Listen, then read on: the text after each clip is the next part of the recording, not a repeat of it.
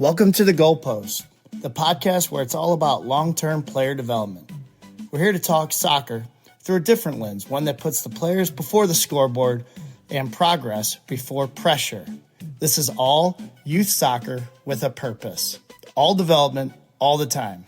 I'm your host, Jason Glover. Welcome back to the Goalpost, brought to you by Steamer's Crew. This is where we talk about what really matters in youth soccer, developing great players and even better people. Remember, all development, all the time. This episode talks about the real price and the hidden problem in coaching. So what is it?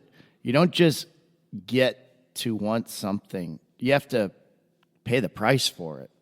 Success is never negotiated. You don't choose if you play, only when and how you play. You either pay in discipline now or you actually pay in regret later. The tricky part is everybody wants a positive outcome, but very few are willing to pay the cost. So when you don't pay that price the right way with patience, perspective, and long-term thinking, we trade development for comfort, and we don't even realize it's happening. But here's where it gets even more subtle. In most practices, anywhere, not only just at our club, but it could be anywhere in St. Louis, outside the region, maybe even around the world. You'll hear a coach that says, here's what we're working on today. And sure, good sessions should have a goal, an intention, and a purpose. But that simple phrase hides a major assumption. That skill is something you tell players to do. Like you can just call out a command and they execute it, almost as if a computer executes codes in a line. So if the session is about attacking in the attacking half, coaches generally will start with thinking actions. We want give and go combinations. We want through balls. We want to create 2v1 overloads. And then the session becomes about recreating those actions. Here's the movement, here's the pattern, here's how you do it. But there's a problem. You're scripting the answers to questions the players never asked themselves. So it's a what-if shift. What if instead of teaching actions, we design problems? So what if sessions weren't built around the outcome we want to see, but around the game situations players need to solve?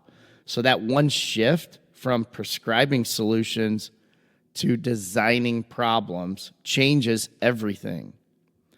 And that's kind of the heart of doing constraint-led approaches. Instead of telling players the movement or the pattern you want, you try to manipulate the task, you influence the environment, and you account for the individual. And then you let the players explore and adapt. Learning stops being about copying a model, and it becomes more about discovering possibilities. So here's what happens sometimes just in a traditional setting. Maybe a coach wants to invite pressure in between lines. So it would have maybe started, we're working on inviting pressure to break through these lines with through balls, give and goes and overlaps. And coaching points would sound like, you brought in a defender, can you go now? Can we bring in one more defender before we pass? But instead, and this is what we're really trying to focus on in our design sessions, is we're setting up a problem and not a pattern. We're trying to tell the attackers, every 3 passes you make, a defender is going to enter into the grid, maybe an additional defender. And you can attack at any time, but the more defenders you attract early, the fewer you're going to deal with once you break forward. So as a player, what can you do? And if you think about it, Like we play a 3v2 and then we play it into a 2v1 or a 1v1. And that's what we've been working on the last week or so. And so instead of coaching the attackers, try to coach the defenders. Can you win it early? If you win it, go to either goal. Sending in additional defenders to create more pressure. Suddenly, players aren't following instructions. They're thinking, they're reading, adapting, and solving problems on their own. And the game is teaching them. So here's where it connects back to the real price philosophy. The price of development is not comfort. It's not what you typically know. It's not what makes it look pretty. It's not a bigger field, a smaller field. Development is very tricky, and it's certainly not control. It's not getting clean repetitions on the ball that look good to the parents on the sideline.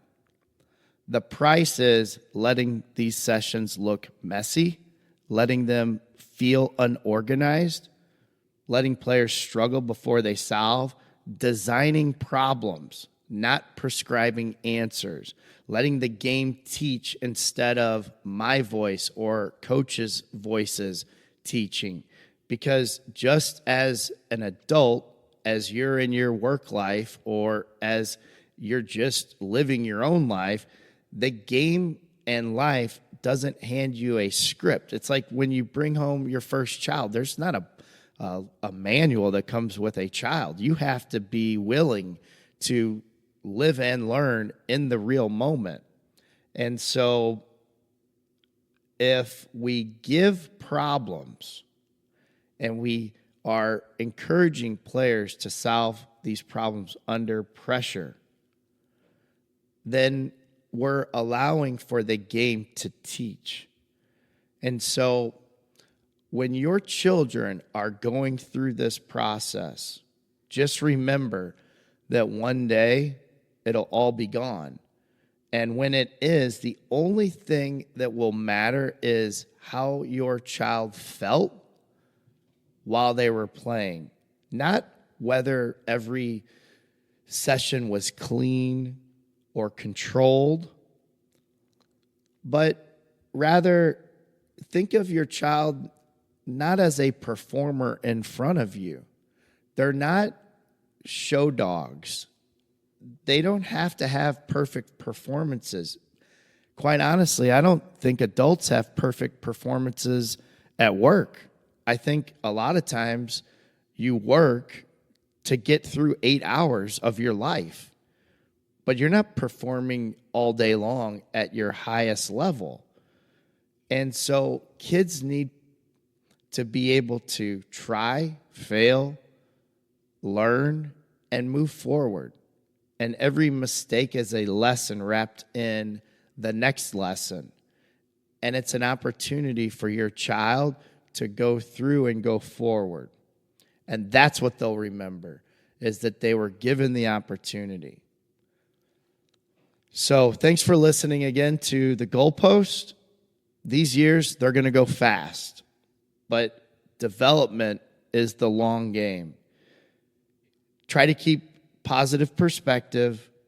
Try to protect your child's youth, because it does go quick. And remember, all development, all the time. I'm really glad you joined us today on the Goalpost. Raising and supporting young players isn't always easy, but choosing to focus on their growth, their joy, and their character, now that's the right thing to do. You might not see the results right away, but every small moment you invest makes a big difference in your child's life. And remember, all development, all the time. That's not just a motto, it's a promise. We'll be here next time cheering with you.